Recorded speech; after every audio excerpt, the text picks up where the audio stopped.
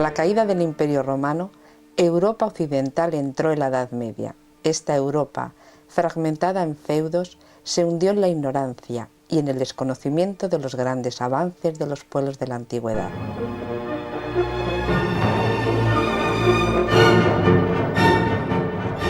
El saber de las civilizaciones griega, mesopotámica, egipcia, persa e india, sintetizado en lo que hoy conocemos como cultura helenística, se preservó en Bizancio y anteriormente en Alejandría, Pérgamo y Antioquía.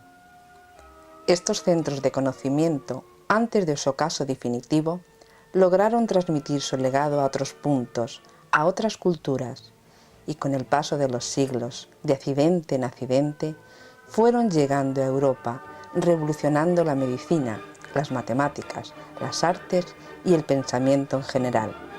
Se estaba acercando el Renacimiento, que vino precedido de fenómenos de recuperación cultural en Sicilia, Nápoles, Tarazona, Gerona y Toledo.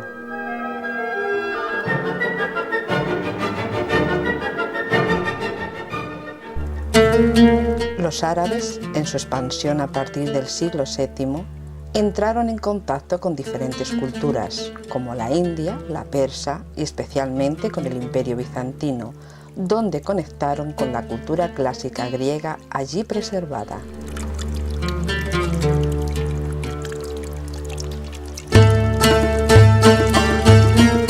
Estudiaron y tradujeron a los clásicos y continuaron la labor de investigación de la cultura helenística, generando nuevas producciones.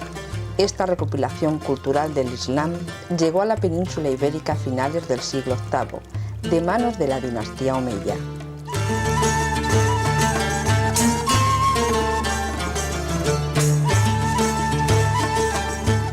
El califato de Córdoba es sustituido por pequeños reinos de taifas.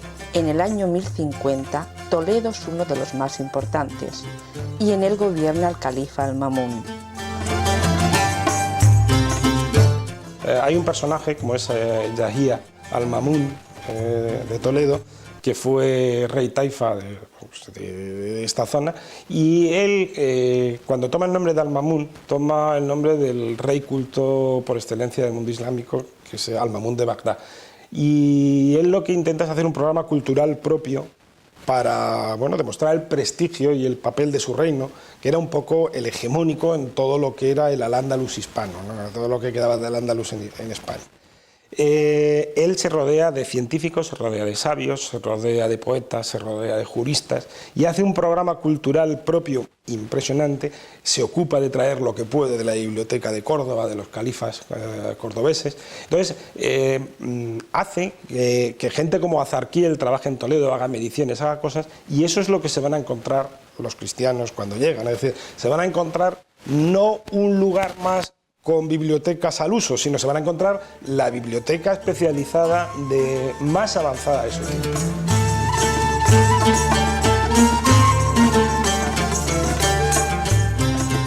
Cuando en 1085 Toledo capitula ante Alfonso VI, los cristianos quedan deslumbrados por la belleza y cultura de la ciudad árabe.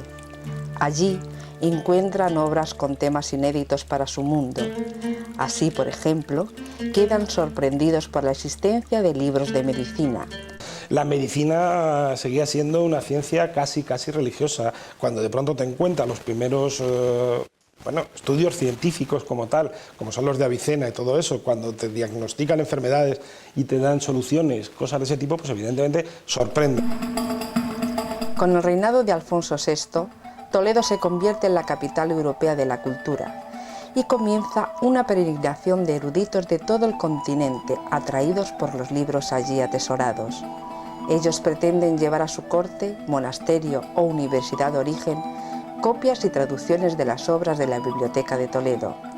Estos eruditos, con los traductores judíos y mozárabes que allí trabajan, constituyen un conjunto y desarrollan una labor que inspiró el término de Escuela de Traductores de Toledo, Amable Jourdain, en el siglo XIX, aunque tal escuela nunca existió como un lugar físico o institución concreta.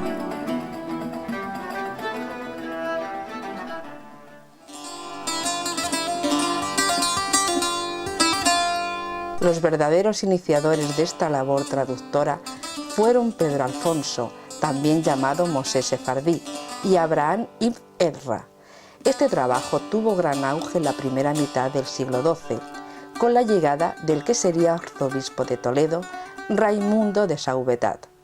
En esta época se desarrollan los estudios arábigos y se abren los fondos bibliográficos a estudiosos, principalmente clérigos.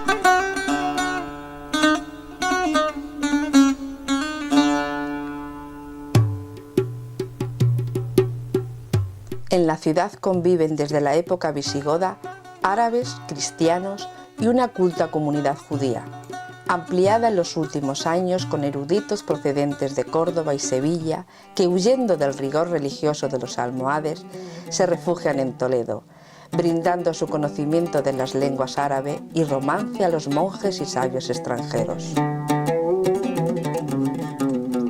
Los judíos sabemos que llegaron a España en la época romana y gracias a la legislación visigoda de los dos concilios tenemos unas buenas fuentes respecto a la vida cotidiana, a los problemas que mantuvieron con las comunidades cristiana y visigoda, y sobre todo es en época árabe cuando la comunidad judía crece, se desarrolla y alcanza sus mejores momentos.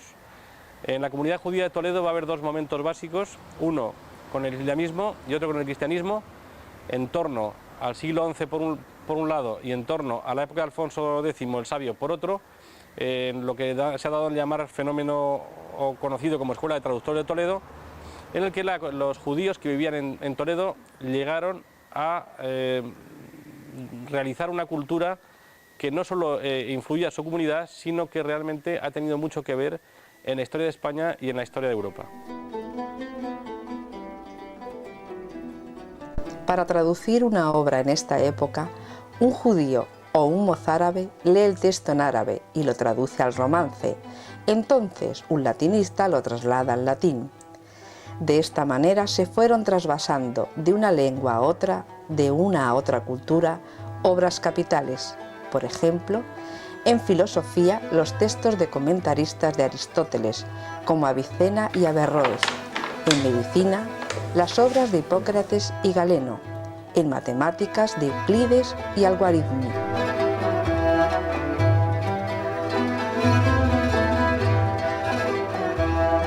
A través de su trabajo, muchos de aquellos traductores han llegado hasta nosotros.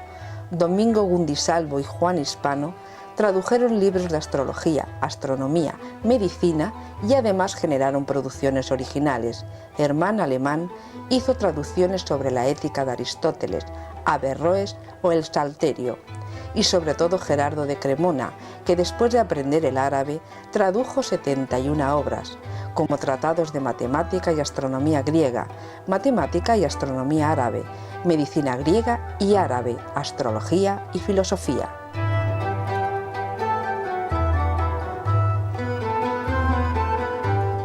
En el siglo XIII, Alfonso X el Sabio, un rey culto al estilo de los grandes califas musulmanes, se convierte en mecenas de artes y ciencias y además desarrolla una producción propia, una historia de España, varios tratados jurídicos como las partidas, un tratado astronómico, las tablas alfonsíes basadas a su vez en las tablas de Azarquiel y también las famosas cántigas.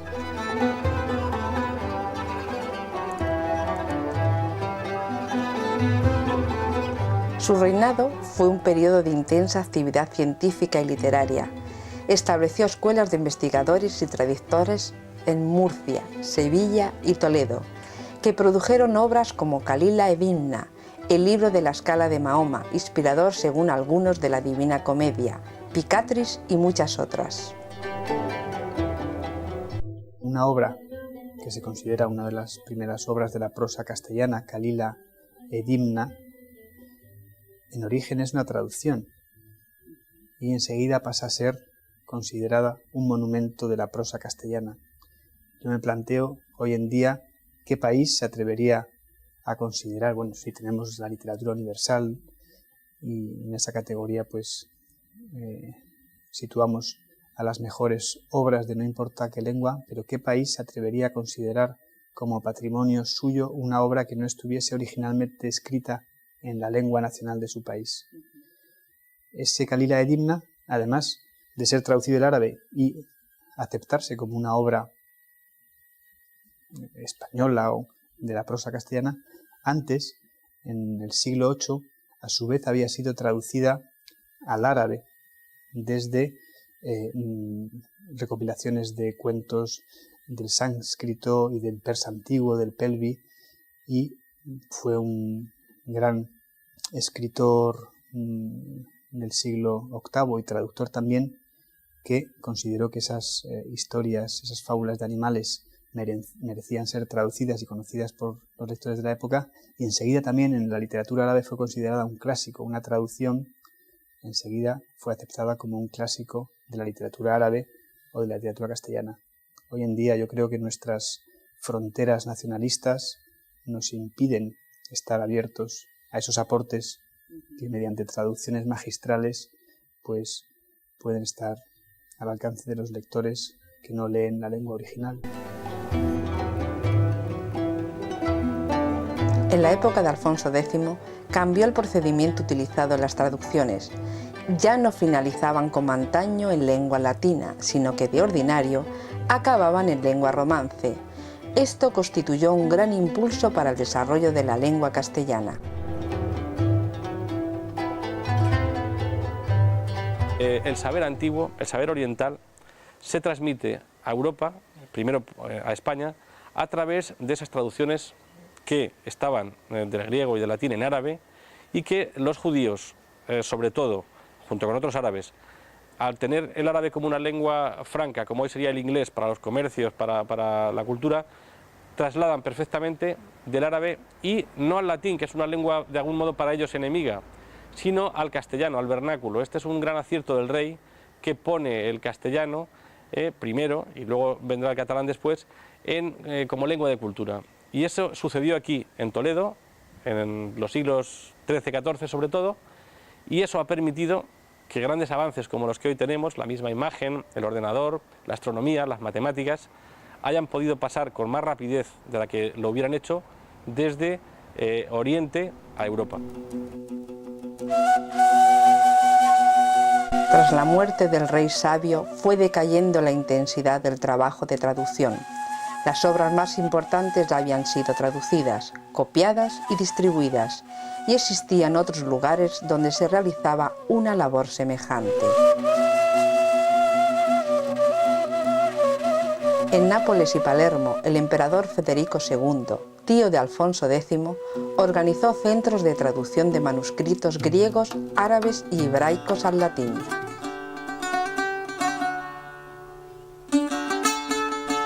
La influencia de la llamada Escuela de Traductores de Toledo ha sido enorme.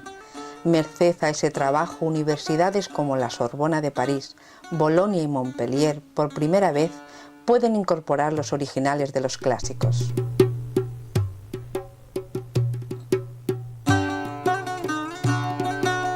Los escritos aristotélicos sirven de base a Santo Tomás de Aquino y a la escolástica. A Aristóteles se le conocía muy parcialmente, muy poquito, apenas sabía algunos comentarios, algún capítulo muy parcial de su obra. Y entonces, con la llegada de Aristóteles, que es el pensamiento griego más moderno, es decir, nos habíamos quedado aquí en Europa occidental, nos habíamos quedado con San Agustín y con Platón, y esa era nuestra cima. La llegada de Aristóteles propició una ruptura de la burbuja en la que estábamos culturalmente, y entonces el cambio fue brutal. Es decir, la repercusión de Aristóteles y de los comentaristas aristotélicos, es decir, Averroes es un comentarista aristotélico, entonces todo lo que implicaba de modernidad la obra de Aristóteles, comentada además por gente tan moderna como Averroes, pues hizo cambiar un poco los pilares básicos de la civilización europea, y sobre todo los de, bueno, pues inicialmente los de las grandes universidades, que fueron las que propiciaron ese cambio que dio lugar al Renacimiento. No hay que decir que el Renacimiento empieza aquí, pero sí hay que decir que sin la labor hecha en Toledo difícilmente el Renacimiento hubiera sido como al final fue, con esa preocupación humanística y con esa preocupación por el hombre que ya empieza en la obra de Aristóteles. El canon de medicina de Avicena se consideró texto fundamental en las facultades europeas hasta el siglo XVII. La trigonometría islámica, el sistema sexagesimal, las tablas astronómicas de Al-Khwarizmi y las obras patrocinadas por Alfonso X son el punto de partida de la astronomía europea y fuente de los trabajos de Copérnico, Galileo, Kepler y Newton.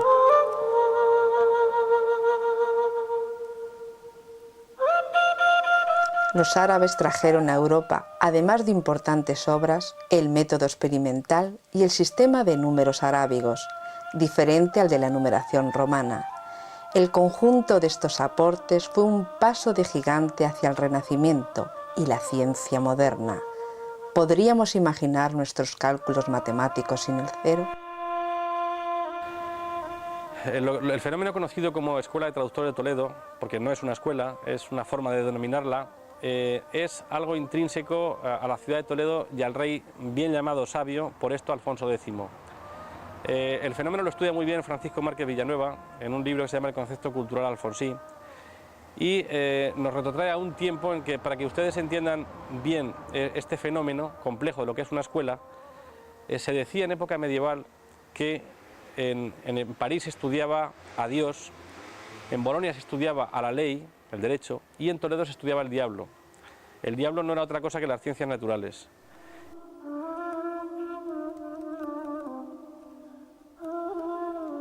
Actualmente, la nueva Escuela de Traductores de Toledo pretende romper las barreras mentales y lingüísticas entre el mundo árabe y Occidente. En la historia de España, afortunadamente para nosotros, frente a las ideas tradicionales e intransigentes que nos han hecho creer que éramos un país único y católico, somos un país mestizo, y esto deberíamos estar orgullosos de saber que nuestro ADN histórico está formado por muchísimos pueblos, desde prerromanos, romanos, iberos, visigodos, árabes, moros, como se les llama en las fuentes documentales, judíos y por supuesto cristianos. Es decir, todo ese mosaico de gentes que formaban ese mito del Toledo de las tres culturas, que desgraciadamente perdimos a partir de la intolerancia de la Inquisición, es el mito que debemos recuperar para una España nueva, para la España del siglo XXI. Una sociedad abierta y multicultural.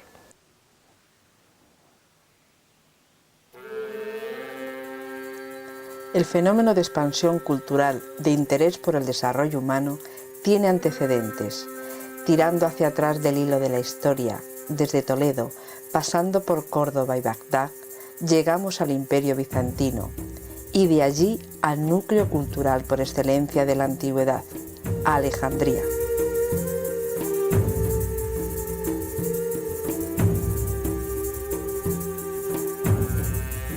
Desde la Alejandría actual, a través de su mar azul, sus hermosas calles y plazas, su nueva biblioteca, recordamos la historia de esta ciudad legendaria, que durante varios siglos fue el centro indiscutible del conocimiento.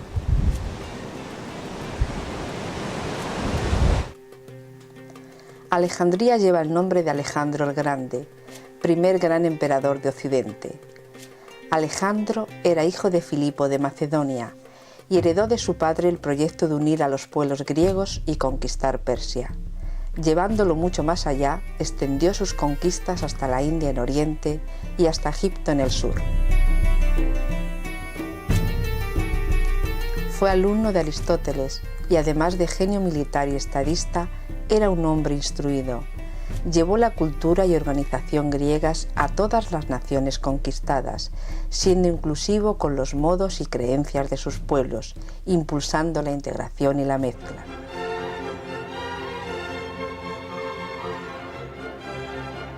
Alejandro murió joven, dejando un imperio conquistado y muchas ciudades fundadas.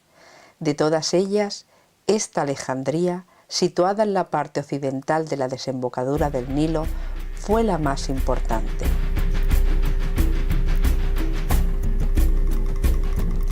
Tras la desaparición de Alejandro, sus generales se repartieron el imperio. Ptolomeo I Sóter, compañero de estudios de Alejandro y quizá su hermanastro, se adjudicó Egipto, iniciando una nueva dinastía de faraones que duró 3 siglos y terminó con la muerte de Cleopatra y la invasión del Imperio Romano. The Ptolemies period were Greek, fine, but they became Egyptian and they adopted the Egyptian culture. That is the very important and significant part. El período ptolomeico es griego, pero se convirtieron en egipcios y adoptaron la cultura egipcia. Esa es una parte muy importante y significativa. Adoptaron la religión egipcia y llegaron a ser dioses. Si pasan por la entrada de la Biblioteca de Alejandría, encontrarán una estatua de Ptolomeo II, en cuyo periodo se construyó la antigua Biblioteca de Alejandría. Así que él representa esta cultura, que es el amanecer del helenismo, que es la combinación de estas culturas, especialmente en este periodo, en esta región del Mediterráneo. Este es el gran efecto de la cultura egipcia en el helenismo. Incluso los generales griegos y macedonios que vinieron adoptaron la cultura y religión egipcias, y por eso fueron aceptados por el pueblo egipcio. Y eso es muy significativo porque no llegaron como invasores, sino que originalmente venían de camino a Persia, se establecieron aquí y fueron aceptados por la gente.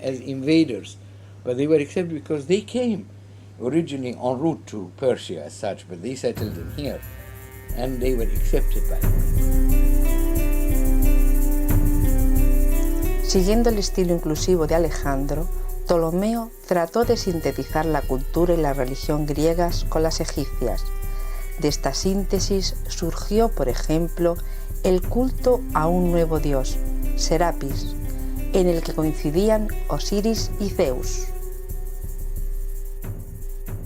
أهم حاجة تمت إن اليونانيين اللي كانوا عايشين هنا كانوا في نفس الوقت هناك إله بديل لهم يعني الامتزاج الحضاري اللي تم بين الحضارة. Lo más importante de todo esto es que los griegos que vivían aquí no solo adoraban su propio dios.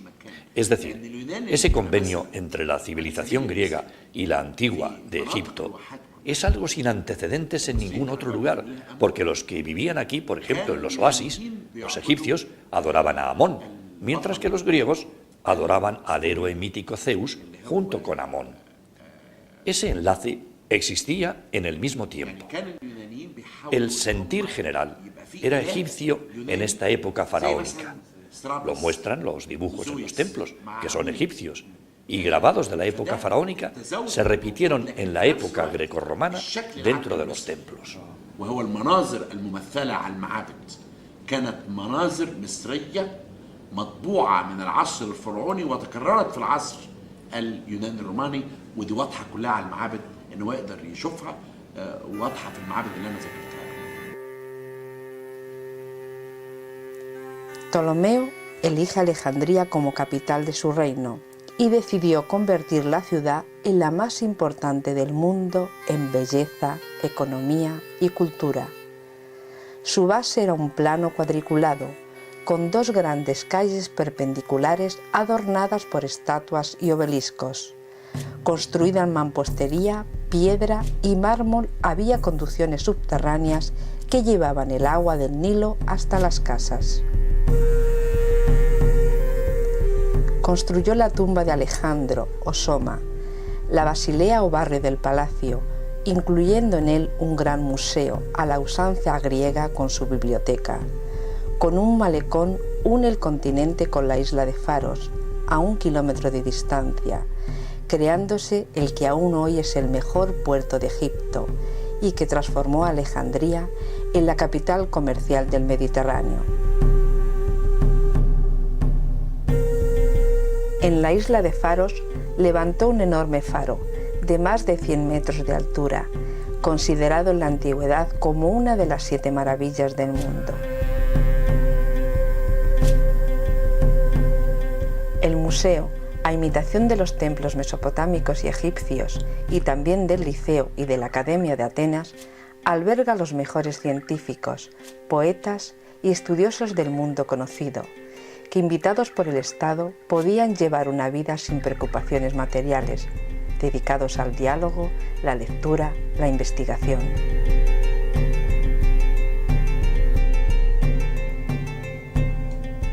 Inspirador del museo fue, casi con seguridad, Demetrio de Falero, que ejerció como gobernador de Atenas y exiliado por un revés político se instaló en Alejandría, atraído por Ptolomeo I.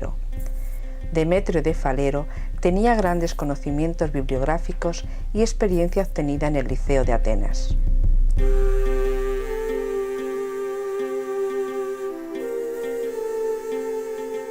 La Biblioteca de Alejandría fue provista de todos los libros que pudieron recolectarse a través de los años. Para conseguirlos se enviaron legaciones a diferentes lugares, y aquellos que no se podían comprar se copiaban. Se dice incluso que las naves que fondeaban en el puerto eran registradas y se requisaban cuantos libros se encontraban para copiarlos después.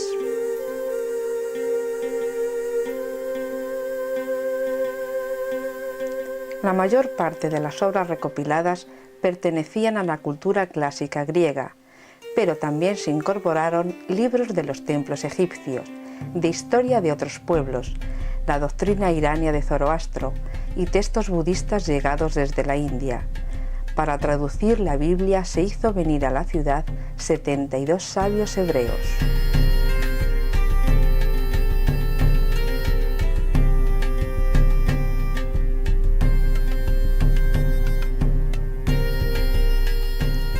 Es difícil saber el número de libros reunido. Las estimaciones de los especialistas son muy diferentes, oscilando entre los 50.000 y 700.000. Sí sabemos que todos los volúmenes estaban clasificados por materias y tenían una inscripción con su origen y contenido. Existían pormenorizados catálogos, algunos de ellos críticos, evaluando la calidad de los textos y resaltando los de mayor interés. Además de estudiarlos y traducirlos, los libros se depuraban hasta dar con la versión más fiel al original, se realizaban comentarios y se copiaban con diversos destinos.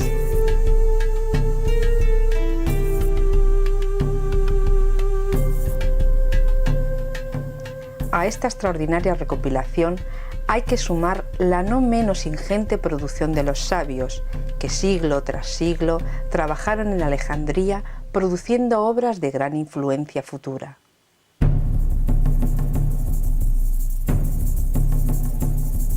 En matemáticas, Euclides, que vivió en torno al año 300 antes de nuestra era, creó el sistema de axiomas, la ordenación en teoremas y el rigor en las demostraciones. La definición del espacio euclidiano sigue incluida en los textos de matemáticas actuales. Arquímedes estudió en Alejandría. Fue un gran creador de ingenios que servían desde la agricultura hasta la guerra. Calculó los volúmenes y centros de gravedad de diversos cuerpos. Dedujo la magnitud del número pi. Sus trabajos en hidrostática son conocidos por su célebre teorema.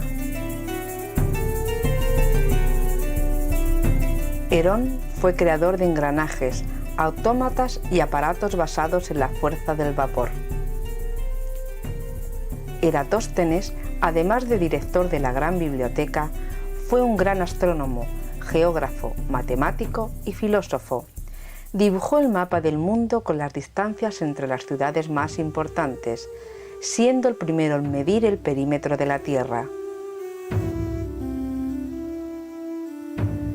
Claudio Ptolomeo en el siglo II, con su Almagesto, culmina las investigaciones trigonométricas en Alejandría. Creó un modelo explicativo sobre las evoluciones de los planetas y las estrellas, que aunque errado, se mantuvo hasta los tiempos de Galileo. Galeno desarrolló obras básicas sobre el arte de curar y la anatomía que dominaron hasta el Renacimiento. Hubo otros muchos aportes de importancia en los campos de la lingüística, gramática, etc. En Alejandría se alcanzaron cotas muy altas en la evolución del conocimiento, y es impactante la idea de que la teoría heliocéntrica, la máquina de vapor, los avances en tantos campos se alcanzaron entonces, tardando más de 1000 años en retomar las investigaciones para llevarlas más allá.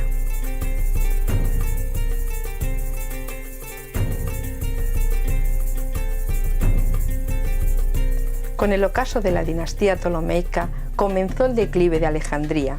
A mediados del siglo I antes de nuestra era se incorporó al Imperio Romano, continuando la actividad cultural aún con distintos avatares.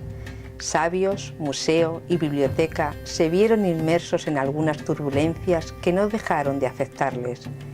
Pero hasta el siglo IV siguieron estudiando, produciendo y enseñando, ahora bajo el patrocinio de los emperadores romanos.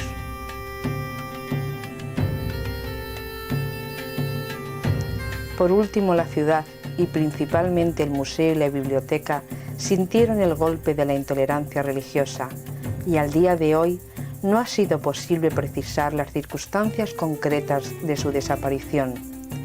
¿Sería el incendio provocado por César durante el reinado de Cleopatra?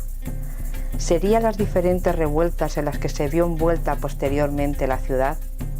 ¿O más bien el auge de Constantinopla?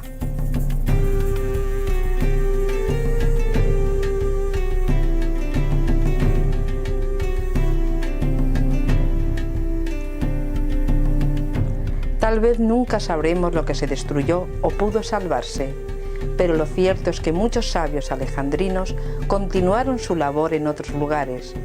Probablemente muchas copias, quizá originales de sus obras, pasaron a otras bibliotecas, llegando así al Imperio Bizantino, y de allí al mundo árabe y occidental, produciendo una revolución en Europa y favoreciendo el desarrollo de las universidades y de la cultura moderna.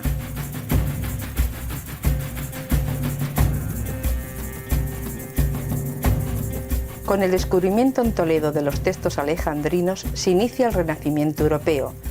Toledo fue el núcleo principal por el que se transmitió la ciencia griega y árabe al occidente latino.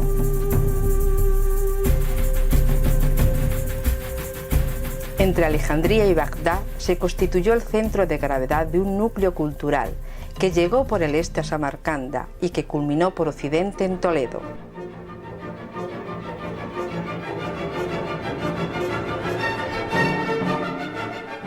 El proceso que hasta aquí hemos seguido nos muestra cómo nuestra civilización surge del esfuerzo combinado de muchos seres humanos, de diferentes épocas y pueblos, en los momentos y lugares donde por amor al conocimiento, tolerancia y amplitud de miras, se hace posible el intercambio entre culturas y gentes.